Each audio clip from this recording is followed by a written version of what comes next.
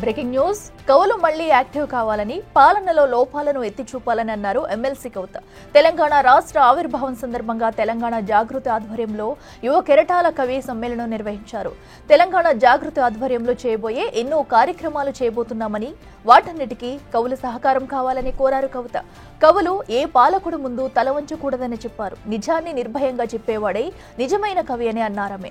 తెలంగాణ ఉద్యమ కాలంలో యువత ఆత్మ బలిదానాలను కవులు తమ కవితల ద్వారా చెప్పేవారన్నారు. కవులపై ఉన్న బాధ్యత చాలా పెద్దది. సమాజాన్ని సరైన బాటలో నడిపేదే కవిత్వమే అని అన్నారామె. తెలంగాణ అభివృద్ధి కోసం మన నీళ్లు, వనరుల రక్షణపై కవిత్వం రాయాలని కవులను కోరారు. తెలంగాణ ఏ కవి కూడా ఏ పాలకుడి ముందు కూడా తల వంచకూడదనేటటువంటి సిద్ధాంతాన్నే మనం ముందుకు తీసుకొని వెళ్ళాలి. తెలంగాణ ఉద్యమ సందర్భంలో బిడ్డలు పిట్టల్లాగా రాలిపోతుంటే అసలు వాళ్ళు ఆత్మహత్య చేసుకోవాలని ఎందుకు అనుకున్నారు అని ఆలోచన చేసినటువంటి స్ట్రగుల్లోంచి పుట్టినటువంటి పోయట్రీ మన తెలంగాణ పోయట్రీ.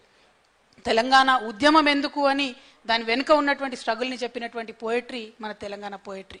రేపటి నాడు కూడా తెలంగాణ అభివృద్ధి చెందాలని ఎందుకు కోరుకుంటున్నాం, తెలంగాణ నీటి కోసం ఇప్పుడు కూడా ఎందుకు తప్పిస్తున్నాం, ఉద్యోగాల కోసం ఎందుకు తప్పిస్తున్నాం, ప్రతి ఒక్క అంశం దాని వెనుక ఉన్నటువంటి అంశాన్ని విప్పి చెప్పగలిగితేనే నిజమైనటువంటి కవులు అవుతారని నాకున్నటువంటి పరిమిత జ్ఞానంతో నేను అనుకుంటున్నా.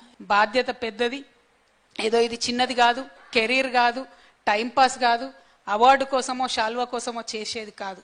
సమాజాన్ని మంచి తొవ్వలో నడిపేయడానికి చేయాల్సినటువంటి ప్రయత్నం. కాబట్టే కవిత్వాన్ని సీరియస్గా తీసుకోవాలి, కాబట్టే సాహిత్యాన్ని సీరియస్గా తీసుకోవాలి. వరల్డ్ క్లాస్ సాహిత్యం తెలంగాణ నుంచి రావాలనేటటువంటి అభిలాషతో ఈ కార్యక్రమాల్ని చేపట్టుకోవడం జరుగుతున్నది. తెలంగాణలో ఇంకా అనేకమైన కార్యక్రమాలు చేయాలి. దానికి జాగృతి మీ అందరి సహకారాన్ని కూడా